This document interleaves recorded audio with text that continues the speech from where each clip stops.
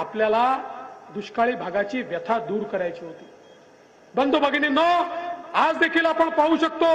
इतक्या मोठ्या प्रमाणात आपण विस्तारित म्हैसाळ योजनेला 1930 कोटी रुपये दिले, विस्तारित टेंभू योजनेला 7,000 कोटी रुपये आता दिले आणि त्याच्या आधी देखील देशाचे प्रधानमंत्री माननीय मोदीजींनी या सगळ्या योजना पूर्ण करण्याकरता 26,000 कोटी रुपये महाराष्ट्राला दिले। 26,000 कोटी रुपये या योजना कधी पूर्ण झाल्या नसत्या, पण 26,000 कोटी रुपये माननीय मोदी साहेबांनी दिल्यामुळे आज या सिंचनाच्या योजना पूर्ण होत आहेत आणि दुष्काळी भागामध्ये मोठ्या प्रमाणात पाणी चाललेलं आहे। मला आठवण येते गणपतराव देशमुखांची, ज्यांनी अनेक वर्ष सोलापूर जिल्ह्यातल्या सांगोल्यात संघर्ष केला आणि ज्यावेळी 50,000 हेक्टरला आम्ही पाणी दिलं त्यावेळेस गणपतराव देशमुख उठून उभे राहिले, म्हणाले जन्मभर मी विरोध केला, पण आज सांगतो आमच्याकडे दुष्काळी भागामध्ये पाणी आलं ते केवळ युतीचं सरकार आणि नरेंद्र मोदी होते म्हणून या ठिकाणी पाणी आलं, नाहीतर हे पाणी आलं नसतं। आम्ही भेदभाव नाही केला, उलट जे जास्तीत जास्त करता येईल हे केलं, कारण मोदीजींची शिकवण आहे सबका साथ सबका विकासाची। आणि बंधू भगिनींनो, अनेक लोकांनी या ठिकाणी राज्य केलं, मंत्रिपद भोगली, पण आपल्याला केवळ चॉकलेट दिले, त्याच्या पलीकडे काही मिळालं नाही, हे देखील आपण सगळ्यांनी लक्षात घेतलं पाहिजे। आणि म्हणून आज आपण पाहतोय देशामध्ये मोदी साहेबांनी केलेला बदल,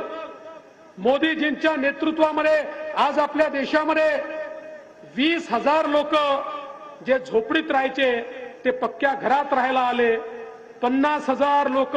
ज्यांच्या घरामध्ये गॅस नव्हता त्यांच्या घरात गॅस गेला, 55 कोटी लोक ज्यांच्याकडे शौचालय नव्हतं 55 कोटी लोकांकडे शौचालय झालं,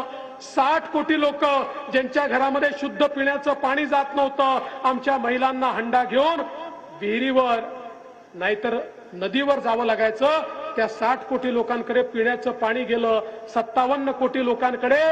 त्या ठिकाणी आयुष्यमान भारत योजनेच्या अंतर्गत 5 लाखापर्यंतचा इलाज मोफत झाला। 80 कोटी लोक यांना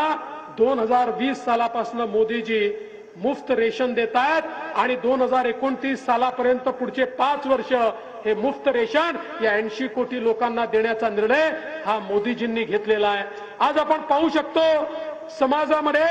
आमचे जे 12 बलुतेदार आहेत, पारंपरिक व्यवसाय करणारे आहेत, त्यांना देखील मोदीजींनी विश्वकर्मासारखी योजना दिली, 14,000 कोटी रुपये दिले। त्यांच्या पारंपरिक व्यवसायाला बळ मिळालं पाहिजे, त्यांच्या व्यवसायात आधुनिकता आली पाहिजे, त्यांच्या पुढच्या पिढ्यांचं कल्याण झालं पाहिजे, याकरता 14,000 कोटी रुपये मोदीजींनी दिले। आणि आमच्या शेतकऱ्यांकरता शेतकरी सन्मान निधी असेल किंवा या ठिकाणी खऱ्या अर्थानं मला आठवतं ज्यावेळी मोदीजी प्रधानमंत्री झाले होते त्यावेळी आमच्याच महाराष्ट्रातल्या राष्ट्रीय नेत्यांनी म्हटलं होतं, अरे मोदींना उसातलं काय कळतं,